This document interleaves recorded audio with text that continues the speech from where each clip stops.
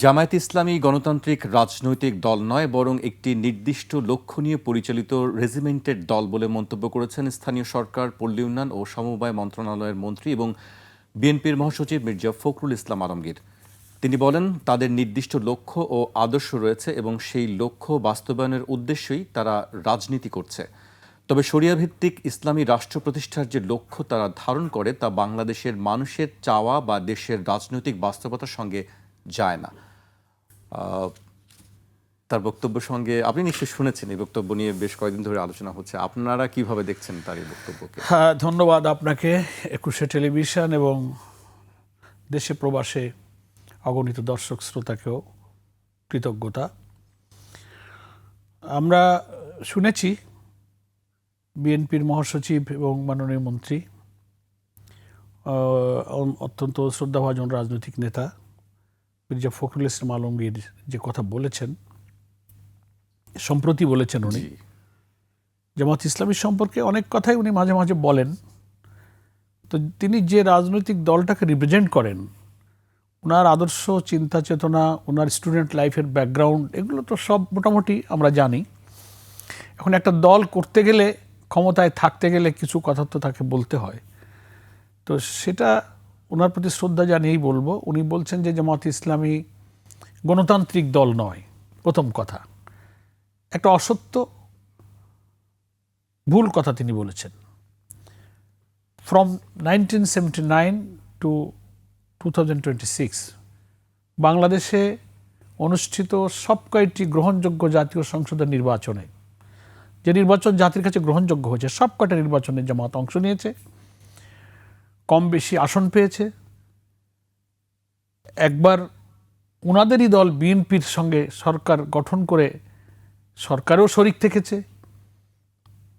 এখন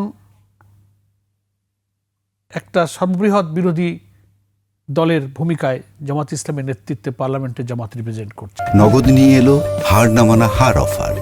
সর্বনিম্ন 10,000 টাকা রেমিটেন্স নগদে পাঠালে থাকছে স্বর্ণের হার জেতার সুযোগ। তো ডেমোক্রেসির ডেফিনেশনটা কি? জনগণের মতামতের ভিত্তিতে সরকার পরিবর্তনের যে পদ্ধতি, ইলেকশনের, ডেমোক্রেসির। তো জামাত তো সেই পদ্ধতি, নিয়মতান্ত্রিক, গঠনমূলক, একটা ডিসিপ্লিন, সাংবিধানিক ওয়েতে বাংলাদেশে একটা নিবন্ধিত রাজনৈতিক দল হিসেবে রাজনীতি করছে। এখন এত বড় একটা দলের মহাসচিব হয়ে, সরকারের একজন মন্ত্রী হয়ে উনি যদি বলেন যে না, এটা গণতান্ত্রিক না, তাহলে গণতন্ত্রের নতুন ব্যাখ্যা তো আমার ফখরুল ভাইকেই দিতে বলতে হবে। সেজন্য এই কথাটা উনি অসত্য বলেছেন। হতে পারে উনি তো নানান চিন্তা দ্বারা প্রভাবিত হন অনেক সময়। ওনার আশেপাশে যারা থাকেন, সব তো আর দল বিএনপি হলে হবে কি, তার মধ্যে নানান মতের, নানান চিন্তার লোক আছে। এক সেকেন্ড, উনি বলেছেন যে রেজিমেন্টেড, ওয়েল অর্গানাইজড, ডিসিপ্লিনড একটা পার্টির মধ্যে তো এ সমস্ত সুশৃঙ্খল নিয়ম, পদ্ধতি, শৃঙ্খলা থাকবে। একটা নির্দিষ্ট লক্ষ্য নিয়ে জামাত চলছে, তো চলবেই। একটা রাজনৈতিক দল তো নির্দিষ্ট টার্গেট থাকবে। আমরা একটা কল্যাণমূলক রাষ্ট্র গঠন করতে চাই ইসলামী আদর্শের ভিত্তিতে। মহান আল্লাহ তাআলার যে বিধান, জনগণের সব কল্যাণ সেই বিধান ইমপ্লিমেন্টেশনের মধ্যেই কিন্তু আছে। তো সেটাই আমরা বাস্তবায়ন করতে চাই। এখন উনি বলেন যে এটা জনগণের সাথে যায় না। তো জনগণের সাথে যায় কি না যায়, that is up to the people. আপনি ছেড়ে দেন জনগণের কাছে। জনগণ ভোট দিচ্ছে এভরি আফটার 5 ইয়ার্স।